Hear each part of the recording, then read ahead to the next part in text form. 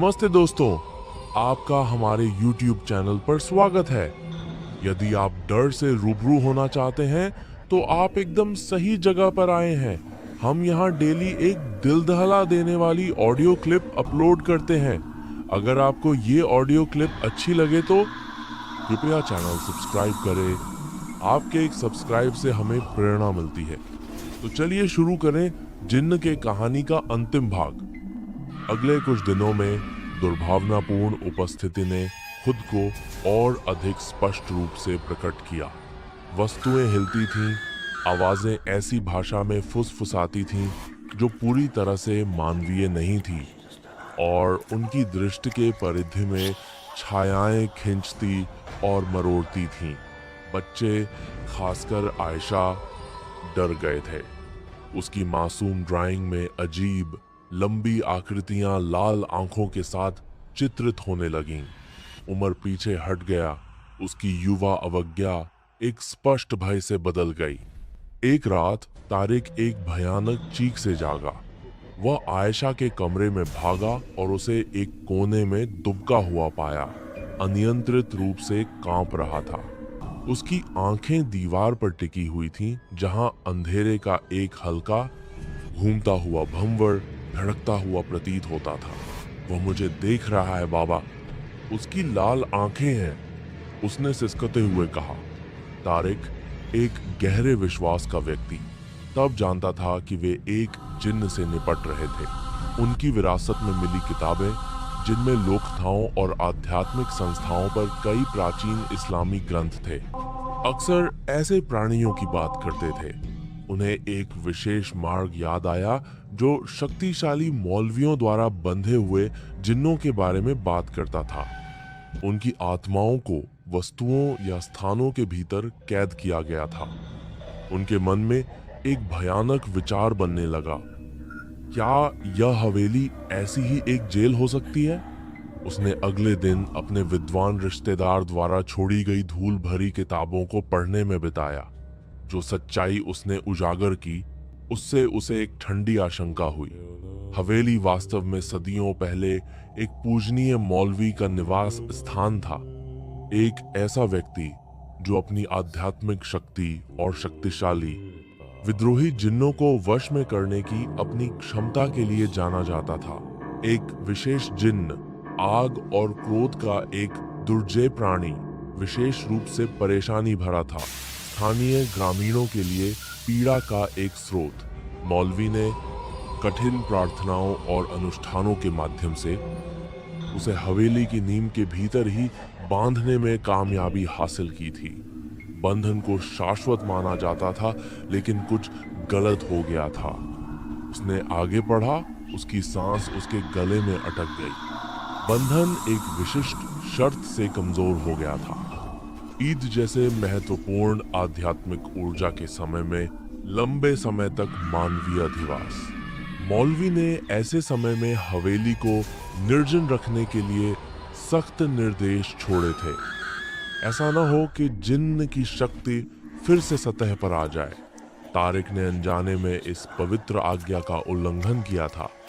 अनदेखे का प्रकोप। जैसे जैसे ईद का अंतिम दिन नजदीक आया, जिन्न की शक्ति बढ़ गई। अब वह सूक्ष्म अभिव्यक्तियों से संतुष्ट नहीं था। हवेली एक जीवित दुहस्वप्न बन गई। दीवारों से एक चिपचिपा काला तरल पदार्थ टपकने लगा। हवा एक अनदेखी शक्ति से कांप रही थी और तापमान तेजी से बदल रहा था। झुलसाने वाली गर्मी से लेकर हड्डियों को जमा देने वाली ठंड तक उनकी परिधि दृष्टि में भयानक आकृतियां उत्पन्न हुईं। उनके रूप बदलते और विकृत होते रहे। एक शाम जब तारिक मगरिब की नमाज अदा करने की कोशिश कर रहा था, हवा का एक शक्तिशाली झोंका, हालांकि सभी दरवाजे और खिड़कियां सील थीं, कमरे से होकर गुजरा। हर प्रकाश स्रोत को बुझा दिया। अंधेरे में एक कर्कश दहाड़ भर गई, हर कोने से गूंज रही थी। एक भयावह निराकार हंसी हवा में भर गई। उनकी प्रार्थनाओं का मजाक उड़ा रही थी। जारा अपने बच्चों को पकड़े हुए आयतल कुर्सी का पाठ करने लगी। कुरान का एक शक्तिशाली श्लोक माना जाता है जो बुराई से सुरक्षा प्रदान करता है। उसकी आवाज हालांकि कांपती हुई, प्रत्येक शब्द के साथ मजबूत होती गई। तारिक, उसका दिल तेजी से धड़क रहा था, उससे जुड़ गया। उमर अपने डर के बावजूद सहज रूप से पाठ करने लगा, उन छंदों को याद करते हुए जो उसकी माँ ने उसे सिखाए थे। आयशा भी अपने सिसकियों के माध्यम से प्रार्थना के खंडों को फुसफुसा रही थी। जिन उनके अटूट विश्वास से क्रोधित होकर अपनी पूरी शक्ति का प्रदर्शन किया। फर्नीचर हवा में उछलकर दीवारों से टकरा गया। हवेली ऐसे हिलने लगी जैसे भूकंप की चपेट में हो। एक छायादार विशाल आकृति, जिसकी आंखें अंगारों की तरह चमक रही थीं, कमरे के केंद्र में संक्षेप में प्रकट हुई। उसका रूप धुएं और आग का एक भयानक मिश्रण था। उसकी आवाज, गर्जना और फुसफुसाहट का एक बहरा कर देने वाला कोलाहल उनके दिमाग को कपटी प्रलोभनों और भयानक धमकियों से भर दिया। तुम्हारा विश्वास कमजोर है, तुम्हारी प्रार्थनाएं कुछ भी नहीं है। मैं प्राचीन हूँ, मैं बंधन मुक्त हूँ। तारिक मौलवी की पत्रिकाओं को याद करते हुए जानता था कि उन्हें क्या करना था। बंधन को उल्टा नहीं जा सकता था, लेकिन इसे मजबूत किया जा सकता था। मौलवी ने एक अंतिम अनुष्ठान का संकेत दिया था, प्रार्थना और बलिदान का एक निस्वार्थ कार्य, जो ईद जैसे महान आध्यात्मिक अनुनाद के समय हवेली के मूल में किया गया था। एक अदृश्य शक्ति, या शायद उसके भीतर की निराशाजनक आशा से निर्देशित होकर तारिक अपने परिवार को हवेली के सबसे गहरे कक्ष में ले गया।